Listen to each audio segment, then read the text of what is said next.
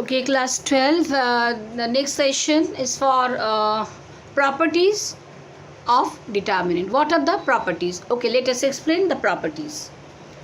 Now, the first point is, if two rows of or two columns of a determinant are identical, then the value of the determinant is 0. Okay. Before that, let me explain the previous part. Coming to that point also, don't worry. Now the first point is, the value of a determinant remains unaltered by changing its rows into columns and columns into rows. What does it mean? Now let the determinant be A1, B1, C1, A2, B2, C2, A3, B3, C3. Now by changing its rows into columns, so first row will be the first column, second row is the second column, and third row is the third column. If we can write this, that means if we can change the rows into columns or columns into rows, then the value of the determinant will remain same. That means it will be unaltered. So value of D1 and value of D and D1, these two values should be equal. So D equals to D1. This is the first property. Now what is the second property? Second property is, if two adjacent rows of a determinant are interchanged, the numerical value of the determinant remains the same, but its sign is altered. Okay. Now the determinant is, we know, A1, B1, C1, A2, B2, C2, A3, B3, C3. Already we have taken this determinant.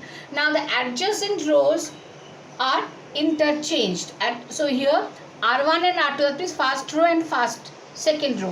When these two rows interchanged, then the determinant is A1, B1, C1 will be the second row and A2, B2, C2 will be the first row. So A2, B2, C2 first row, it's done, and A1, B1, C1 it will be in the second row, and A3, B3, C3 remains same. So these two rows interchanged. Okay, then the value of D1 will be minus of D. That means value is same, only with the opposite sign. D1 will be minus D when R1 and R2 interchanged. Similarly, when C1 and C2 interchanged, that means first column and second column interchanged. First column is what?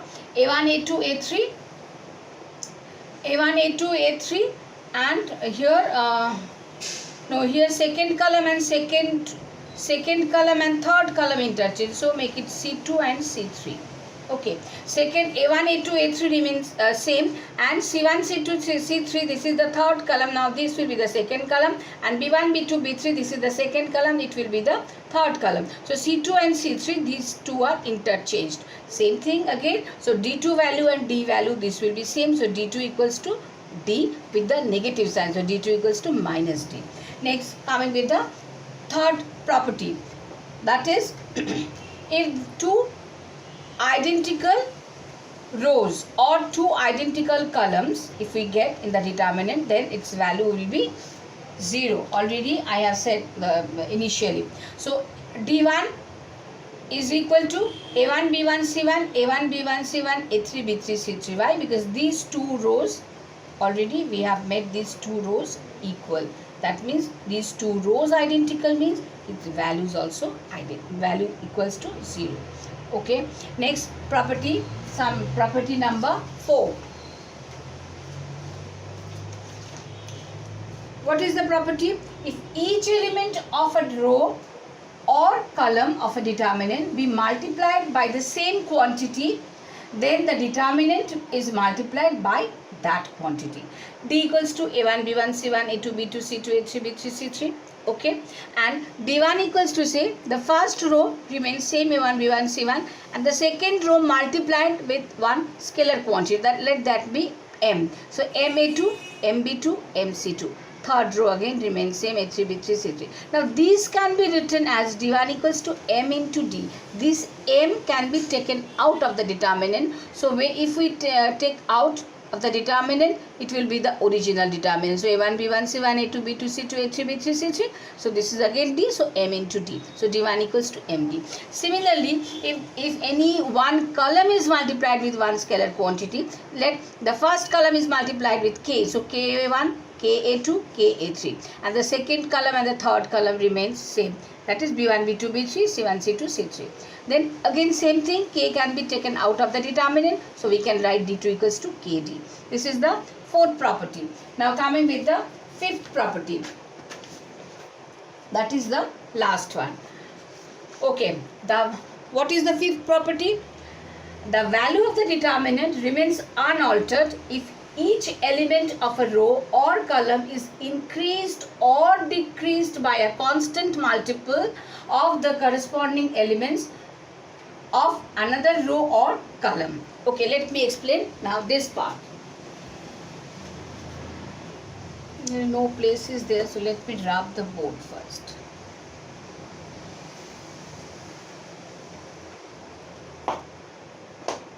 Okay, now what I have written, D, we know D already we have taken as A1, B1, C1, A2, B2, C2, A3, B3, C3. This we have taken D, and D1 already we have written D1. Let me write it again, there is no place. D1, A1 plus M, A3, then B1 plus M, B3, and C1 plus M, C3. Okay, and this is A2, B2, C2. This is A3, B3, C3. Got it? Now, how can we expand this? Already one property we have done. When first row is added to any term, then it can be separated. One property already we have done. So now it can be expressed in that way.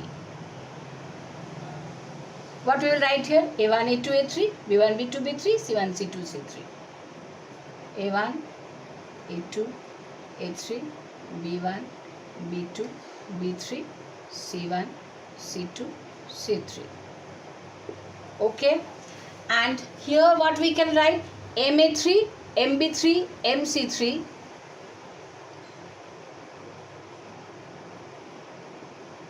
Enough space is there, so let me write here. So MA3, MB3, MC3, and second row and the third row it will remain same. So what we will write? A2, B2, C2, A3, B3, C3.